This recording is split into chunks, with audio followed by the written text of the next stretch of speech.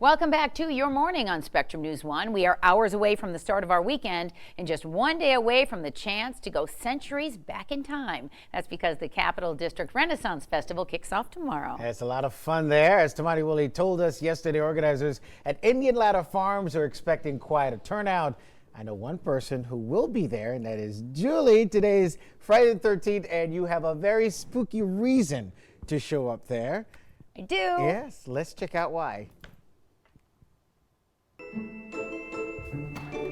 I've been expecting you. I saw you coming. Hi. Thank you for coming. I'm ready. Great. Love the hat. Come on in.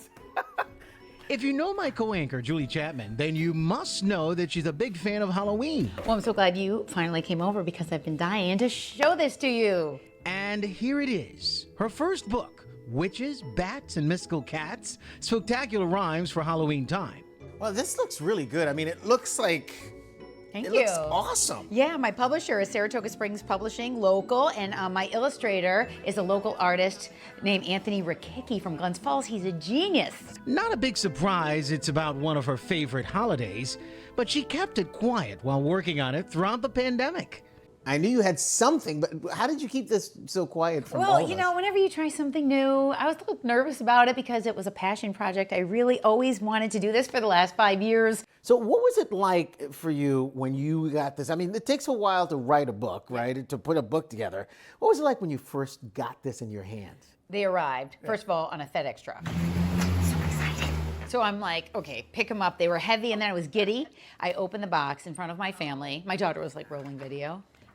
I started to sob. I started to cry. I swear, I picked it up, I looked at the cover, and it's one of those moments where it's like, oh my gosh, all of that hard work, and it's so personal. It's a fun read, a collection of different poetic stories about the fall season and Halloween. They all start a certain way, almost like a rhythm to a song. What do you love about Halloween? Scary stories that make you scream, hayrides, pumpkins, the fall moonlight, an awesome costume, or trick-or-treating at night, ghosts, witches, a zombie ball, maybe you just love it all. But within the stories is the importance of self-expression and imagination for children. A lot of this book has to do with the power of choice, the power of fear, but the power of imagination in being whatever you want. This is such a teaching moment for when I think kids can really embrace and visualize and create in a way that they don't really learn as they're growing up, and that's when you need to learn it. And for her, that's when it happened. One Halloween night when she was 8 years old and transformed into a green witch. But this was the moment I had fallen in love with Halloween because for the first time in my young life, I felt free. And there's nothing better than that feeling of feeling loved and feeling free.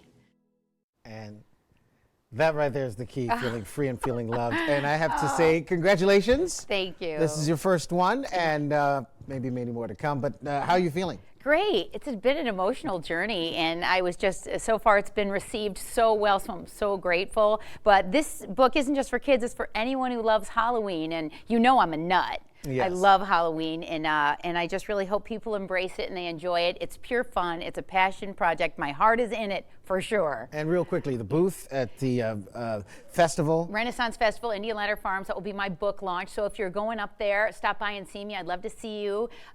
We could take some pictures. It could be fun. I could tell you more about the book personally.